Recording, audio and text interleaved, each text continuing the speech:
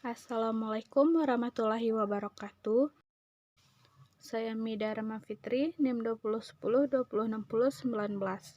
Saya seorang mahasiswa dari Institut Agama Islam Negeri Kerinci, jurusan Manajemen Pendidikan Islam. Adapun video ini saya buat yaitu untuk memenuhi tugas pada mata kuliah Manajemen Kelas dengan dosen pengampu Ibu Titin Kusayang MPD. Adapun pembahasan saya pada video kali ini itu tentang disiplin kelas.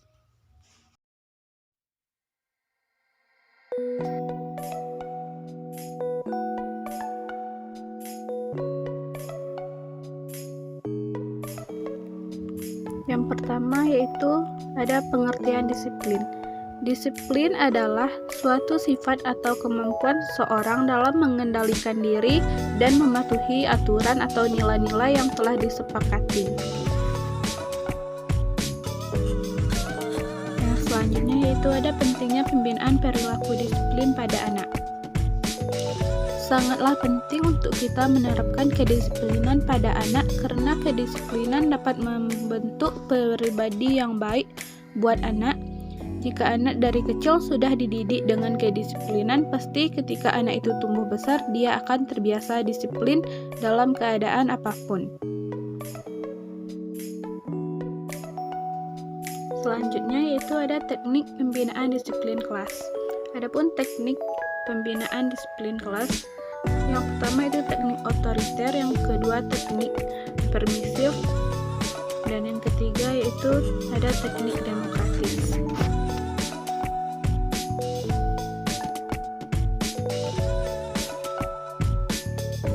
Kemudian selanjutnya itu ada penerapan hukuman dan hadiah.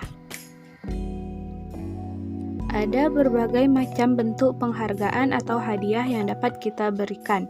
Antara lain, yang pertama itu ada komunikasi nonverbal, kemudian yang kedua ada imbalan materi atau hadiah, kemudian yang ketiga ada bentuk pengakuan, yang keempat yaitu ada perlakuan istimewa. Sedangkan untuk hukumannya yaitu dapat kita terapkan ke dalam 4 bentuk. Yang pertama itu hukuman fisik tetapi mendidik. Yang kedua hukuman dengan kata-kata atau kalimat yang tidak menyenangkan, misalnya omelan, ancaman, kritikan, sindiran, dan cemoohan. Kemudian yang ketiga yaitu hukuman dengan stimulus fisik yang tidak menyenangkan, misalnya menuding, memeletoti, dan mencemberuti.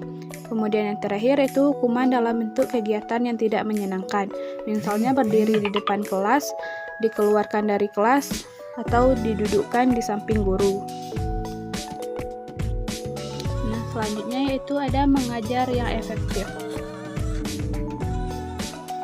Guru memiliki peran yang sangat penting dalam menentukan kuantitas dan kualitas pengajaran yang dilaksanakannya.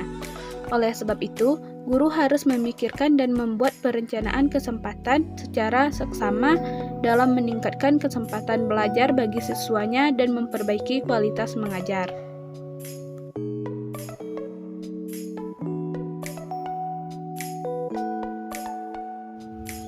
Nah, selanjutnya itu ada syarat-syarat mengajar efektif. Mengajar yang efektif adalah mengajar yang dapat membawa belajar siswa yang efektif pula. Maka, untuk mengajar efektif diperlukan syarat-syarat sebagai berikut. Yang pertama itu belajar secara aktif. Kemudian yang kedua, guru harus menggunakan banyak metode pada waktu mengajar. Kemudian yang ketiga yaitu motivasi. Kemudian yang keempat itu ada kurikulum yang baik dan seimbang. Yang kelima itu ada guru perlu mempertimbangkan pada perbedaan individual. Dan masih banyak lagi syarat-syarat yang lainnya. Selanjutnya yaitu ada cara mengajar efektif. Yang pertama itu menguasai isi materi. Yang kedua mengetahui dengan jelas sasaran pengajaran. Yang ketiga utamakan susunan yang sistematis. Yang keempat banyak gunakan contoh kehidupan. Kemudian yang kelima cakap menggunakan bentuk cerita. Dan masih banyak lagi cara mengajar efektif lainnya. Kemudian selanjutnya itu ada membina hubungan sekolah dengan masyarakat, sumber pelanggaran disiplin, dan tata tertib. Nah, yang pertama yaitu ada membina hubungan sekolah dengan masyarakat. Hubungan yang saling menguntungkan antara sekolah dengan masyarakat perlu dibina dan dikembangkan secara harmonis.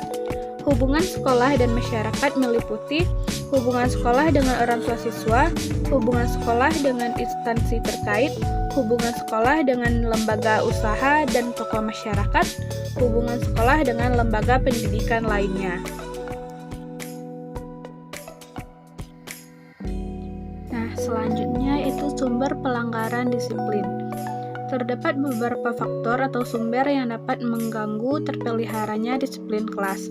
Faktor-faktor tersebut dapat diklasifikasikan ke dalam 3 kategori umum, yaitu masalah-masalah yang ditimbulkan guru, siswa, dan lingkungan.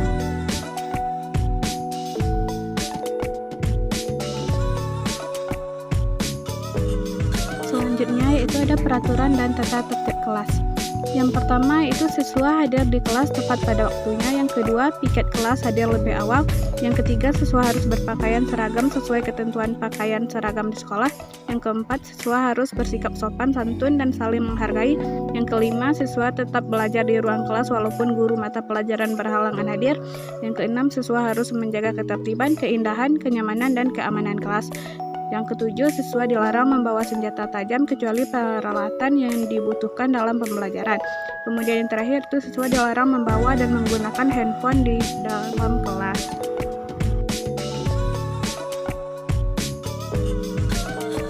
Kemudian yang terakhir itu ada tahapan penanggulangan disiplin kelas.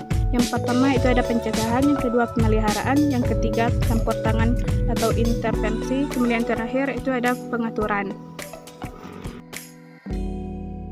Mungkin itu saja penjelasan materi kita kali ini. Lebih dan kurang saya mohon maaf. Saya tutup. Wassalamualaikum warahmatullahi wabarakatuh.